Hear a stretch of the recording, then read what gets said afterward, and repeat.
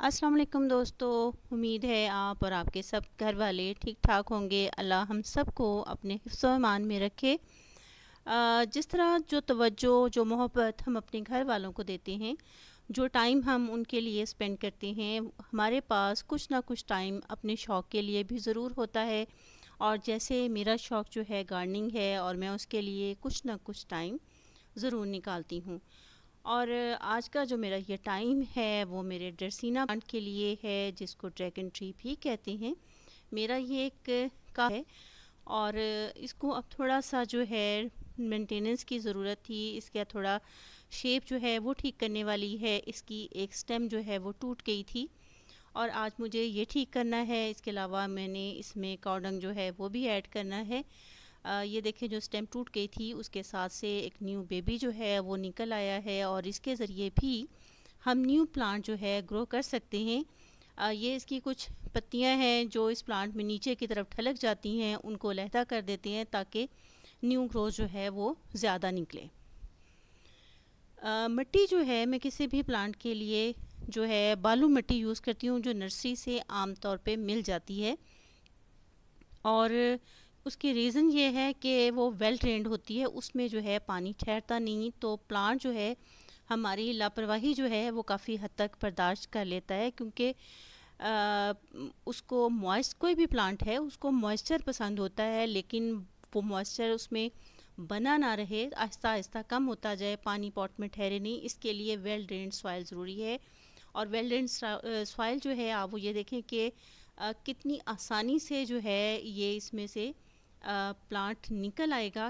क्योंकि मिट्टी जो है, क्योंकि जब आम मिट्टी हम इसमें यूज़ करते हैं जिसमें रेत मिक्स नहीं होती है, तो उस सूरत में यह है कि मिट्टी हार्ड इतनी हो जाती है कि रूट्स जब हम निकालने लगे तो रूट्स को भी नुकसान पहुंच सकता है।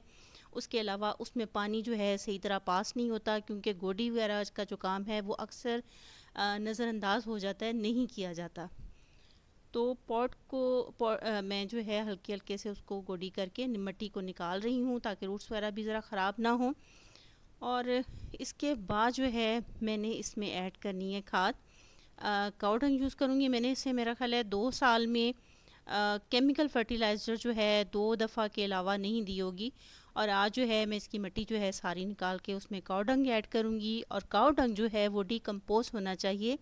डिकम्पोज जो काऊ डंग है उसका कलर जो है थोड़ा डार्क होता है। मेरा ये तकरीबन 2 साल पहले मैंने नर्सरी से लिया था और उसके बाद आप ये कह लें कि उसको काफ़ी टाइम पड़ा रहने दिया, फिर उसको यूज़ किया और अब आप उसका कलर देखेंगे, मैं दिखाती हूँ आपको, तो उसका कलर जो है वो ब्लैक सा कलर हो रहा होगा और उसको जो है मैं इसमें ऐड करूँगी। इसका बेबी जो है उसको मैं अभी नहीं निकालूंगी, इसी तरह इसको लगा रहने दूंगी। ये देखें, इसका कलर आप कितना डार्क कलर इसका हो गया हुआ है।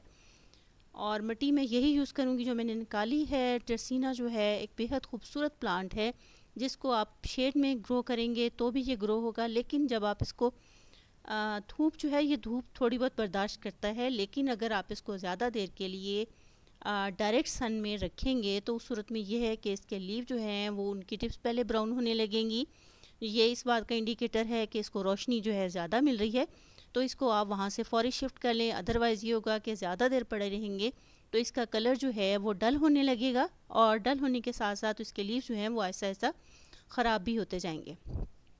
तो बेहतर है इसको आप फ़िल्टर लाइट में रखें तो बेहतरीन रहेगा। मेरा एक प्लांट जो है ड्रेसिना का मेरे पिछले जो गैलरी है वहाँ पे है और वहाँ पे उसको मैंने थोड़ी देर के लिए धूप मिलती है, दोपहर की धूप नहीं है। और उसका कलर भी मैं आपको शेयर करूँगी किसी और वीडियो में कि उसका कलर कितना शानदार है, उसकी ग्रोथ कितनी ज़बरदस्त चल रही है।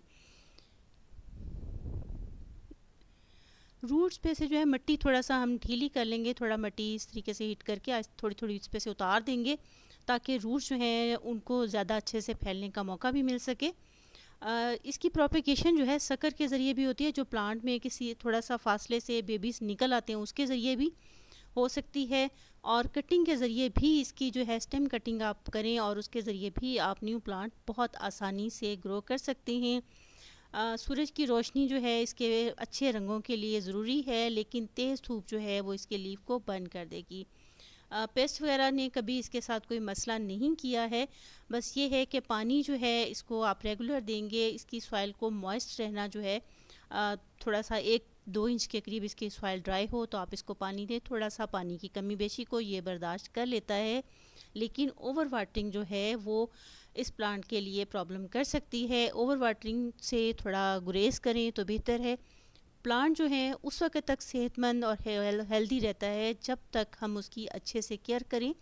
और अगर आप एक कह लेना कि तायराना काबी निगाह जो है आप अगर रखें अपने प्लांट पे तो आपको पता चल जाता है कि आपके प्लांट के साथ कुछ प्रॉब्लम हो रही है। ये स्टेम जो है मुझे कट करनी है, लेकिन मेरा कटर जो है वो बिल्कुल ख़त्म है और उससे कट नहीं रही है, तो फ़िलहाल इसको मैं यहीं पे छोड़ती हूँ, क्योंकि अभी मिट्टी में जो प्लांट मैंने लगाया है वो थोड़ा मिट्टी भी सॉफ्ट है, तो थोड़ा इंतज़ार करूँगी कि जब भी इसके कुछ दिनों में मिट्टी थोड़ा सा सख्त हो जाएगी तो उसके बाद जो है मैं इस कटिंग को रिमूव कर दूँगी।